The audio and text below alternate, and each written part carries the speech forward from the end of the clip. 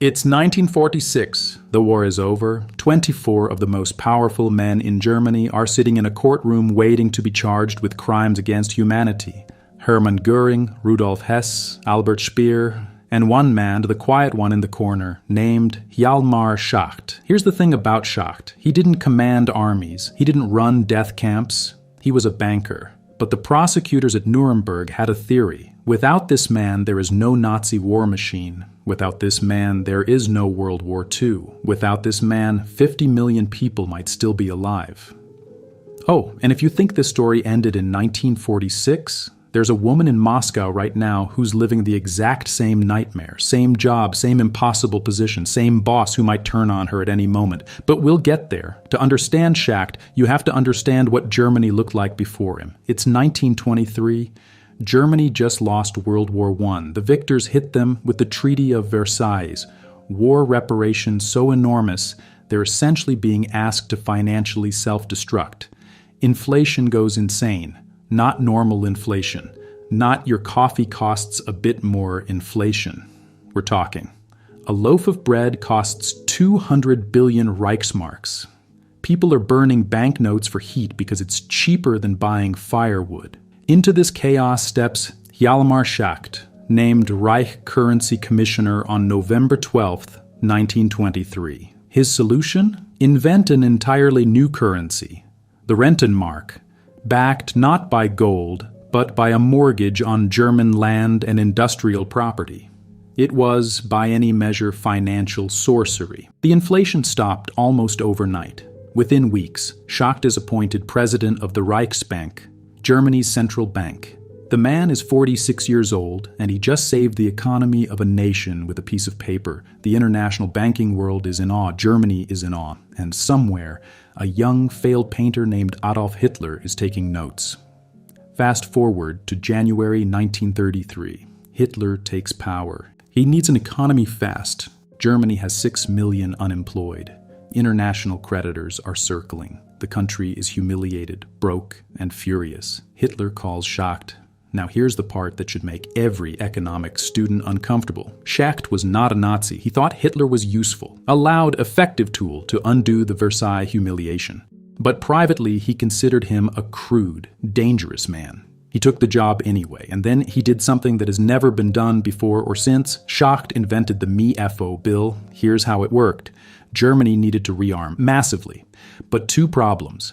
First, the Treaty of Versailles banned German rearmament. Second, there was no money. Solution, Schacht created a fake company, a shell corporation called the Metallurgische Forschungsgesellschaft, the Metallurgical Research Corporation.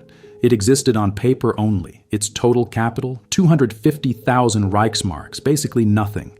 This fake company issued bills, essentially IOUs, to arms manufacturers as payment for weapons. The manufacturers took those bills to German banks. The banks took them to the Reichsbank. The Reichsbank converted them to cash. The genius part, none of it appeared in the government's official accounts.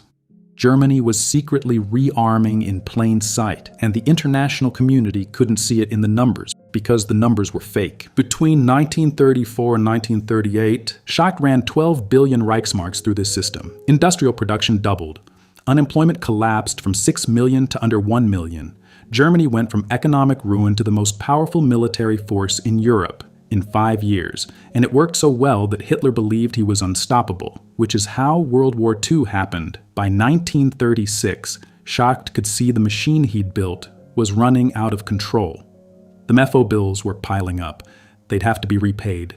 The German economy couldn't sustain the pace of military spending. It was, in modern terms, heading straight for a fiscal cliff. So Schacht did what any rational economist would do. He told Hitler to slow down. In January 1939, Schacht sent Hitler a formal memo warning that the level of military spending was creating unsustainable deficits that would trigger inflation, economic collapse, and ultimately military failure. Hitler read it and fired him. Schacht was stripped of the Reichsbank presidency in January 1939. He stayed in the government in a powerless ceremonial role, increasingly sidelined, increasingly horrified at what he'd enabled. By 1944, he was secretly in contact with the German resistance, the group planning to assassinate Hitler. The plot failed, and in the aftermath, Hitler had Schacht arrested and thrown into a concentration camp. He survived. He was at Dachau when the Americans liberated it in 1945. Then the Allies arrested him too. At Nuremberg, the prosecution's case was simple. Without Schacht, there is no rearmament. Without rearmament, there is no war. Therefore, Schacht bears responsibility for everything. The defense's case was equally simple. Schacht tried to stop it. He warned them. He was imprisoned for opposing them. You cannot convict a man the Nazis themselves threw in a camp. He was acquitted, one of only 3 defendants at Nuremberg to walk free. He then went on to found his own private bank, advise developing nations on monetary policy, write 3 books about his life, and die peacefully in Munich in 1970 at the age of 93. Now I want you to meet someone. Her name is Elvira Nabiullina.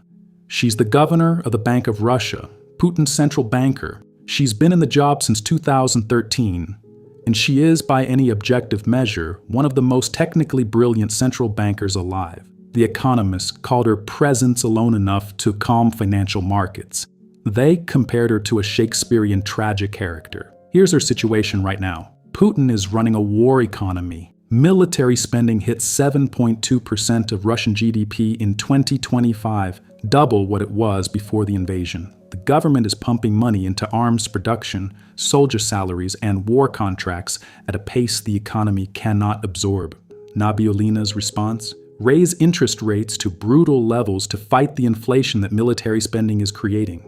The problem? Russian politicians, business people, and Kremlin allies are furious. State television accused her of, and I am not making this up, not sabotaging the Russian economy to help the United States. And sound familiar? Schacht sent Hitler a memo saying the spending was unsustainable. Nabiullina has been standing in front of the Duma saying the same thing, publicly, repeatedly for 3 years. The difference is that so far Putin has kept her, reportedly because he personally backs her and because he needs someone technically credible enough to keep Russia's economy from visibly imploding. But her term ends in 2027, and Russia's GDP just contracted in the first 2 months of 2026. The question isn't whether Russia's war economy hits a fiscal cliff. Every war economy in history has. Schacht proved it theoretically in 1938, and Nazi Germany proved it practically by 1944.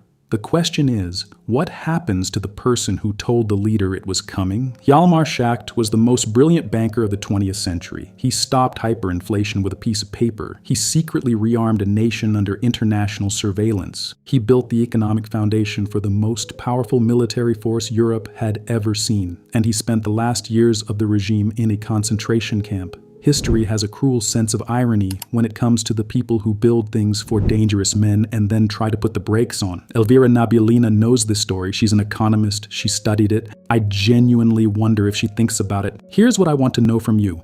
Is Nabiullina a hero for fighting inflation inside a war machine? Or is she the villain, like Schacht, for keeping the machine running at all? Drop it in the comments. History does not just repeat, it rhymes. So make sure you're listening for the next Money Echoes, subscribe, and I will see you in the next one.